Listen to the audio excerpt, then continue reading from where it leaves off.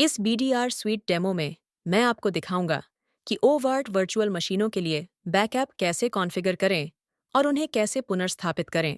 BDR sweet गर्व से overt के लिए सबसे शुरुआती एजेंटलेस बैकअप समाधानों में से एक प्रदान करता है। यह कुशल ओवर्ट बैकअप के लिए लचीला भंडारण, तत्काल VM रिकवरी, केंद्रीकृत प्रबंधन और बहुत कुछ प्रदान करता है। आरंभ करने के लिए BDR स्वीट वेबसाइट पर जाएं और निःशुल्क परीक्षण प्रारंभ करें पर क्लिक करें।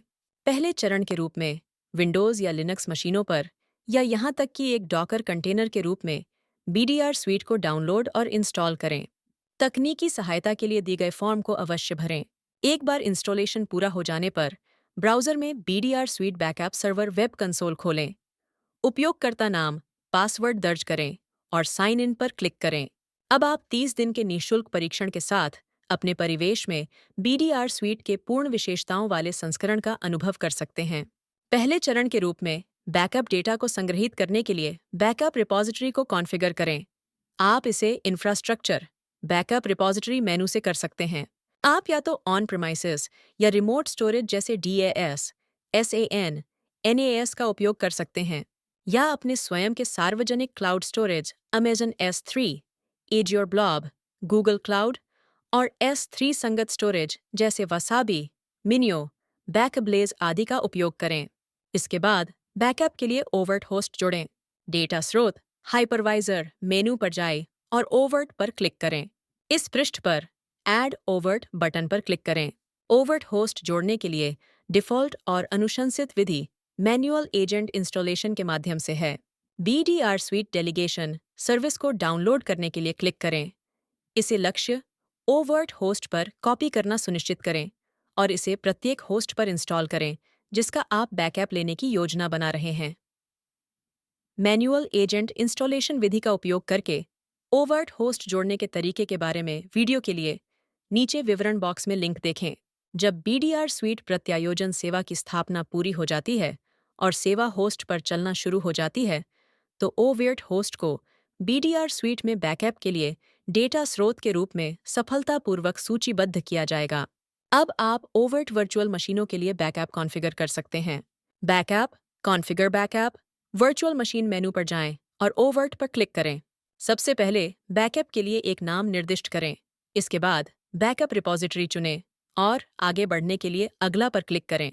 होस्ट्स एवं VMs चयन पृष्ठ पर संपूर्ण होस्ट का चयन करें या बैकअप के लिए विशिष्ट VMs।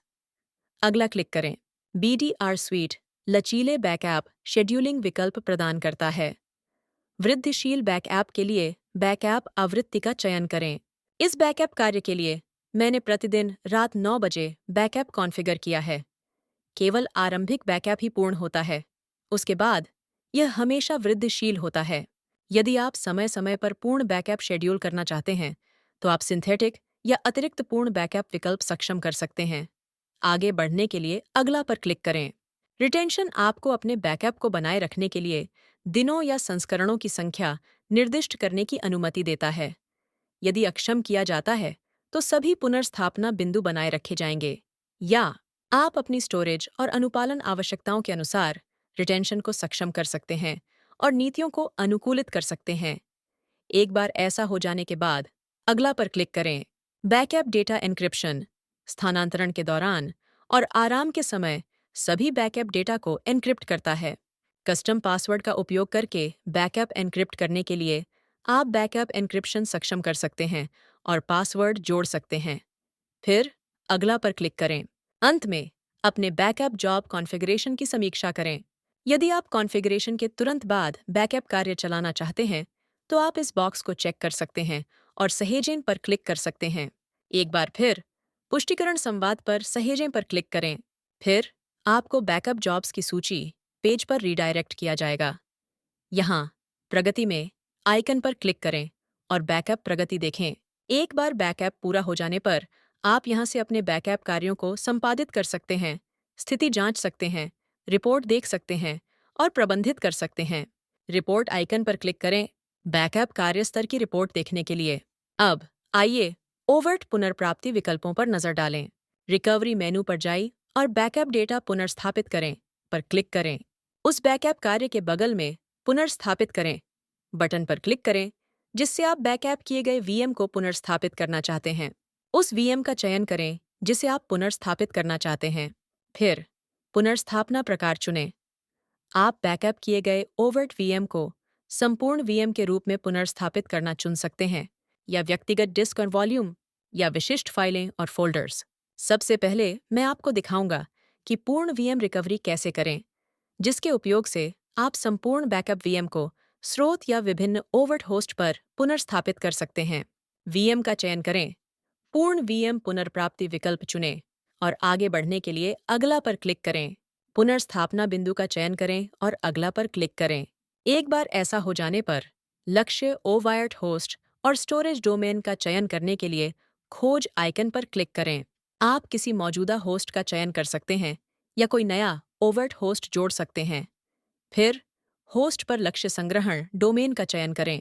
आगे बढ़ने के लिए लागू करें पर क्लिक करें। पुनर्स्थापित वीएम के लिए लक्ष्य वीएम नेम दर्ज करें और फिर यदि आप लक्ष्य वीएम कॉन्फ़िगरेशन को संशोधित करना चाहते हैं तो सेटिंग्स बटन पर क्लिक करें, जैसे कि पुनर्स्थापित किए जाने वाले वीएम के लिए सीपीयू, मेमोरी और हार्ड डिस्क प्रावधान प्रकार। अंत में अपने पुनर्प्राप्ति कॉन्फ़िगरेशन की समीक्षा करें और पुनर्स्थापित करें पर क्लिक करें।